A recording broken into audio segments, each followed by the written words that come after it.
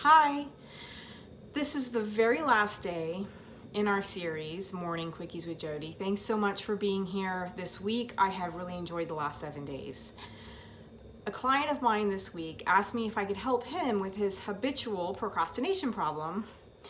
And I was shocked that he asked me this because it wasn't something that I've ever noticed that he had a problem with in the last 6 weeks that I've been coaching him. And so I asked him, can you give me an example of something that you have procrastinated on in the last week? And he thought about it for a moment, and he actually seemed to get a little uncomfortable, but I wasn't sure if that was my imagination. And he said, no, actually I haven't procrastinated on anything. I've done everything I've meant to do, and I've made a list and I've gotten everything done. I said, okay, well then can you give me an example of something that you did procrastination wise in the last 3 to 4 weeks? And he said, thought about it for a minute, and then he said, no, and he got uncomfortable in his seat again. And I wasn't exactly sure what was going on. So I said, well, can you tell me where this came from? And he said, well, it came from, I made a list of things that I wanted to work on, and that was on the list of things that I wanted to work on.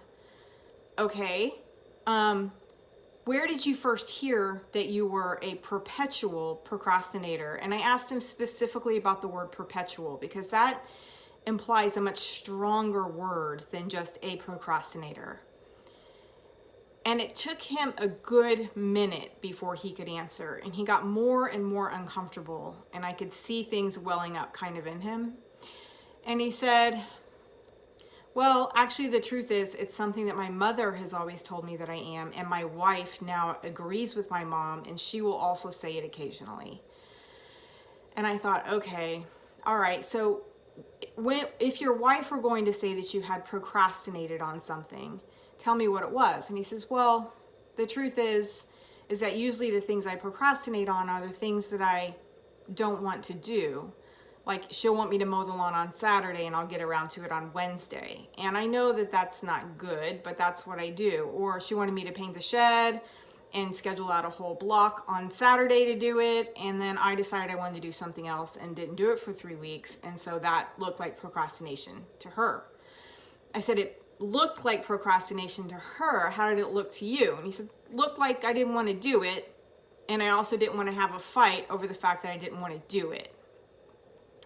I said, but then you wrote down habitual procrastinator on your list. And he says, well, I've been told this for so long. And that's what dawned on me about all of us.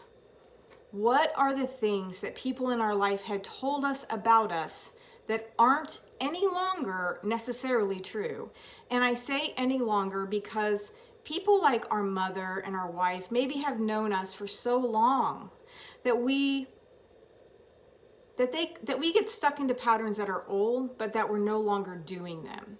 And he agreed that when he was younger, he did have a problem with procrastination. And he did say that he did have a problem with procrastination with his wife on certain things. And he knew that finishing projects at a time in his life was very difficult. And that's not really the case now. Now he's kind of a go-getter. He's starting his own business. He is at home with the kids. He does all their homeschooling with their 2 kids. His wife is a first responder. She's at the hospital a lot working, and he takes up the slack. He's not procrastinating at all. But where in our lives, in any of our lives, have we been told things by other people that aren't any longer true? So, and is there someone in your life that you need to have an honest conversation with and say, I really don't want to hear that anymore because that is no longer who I am.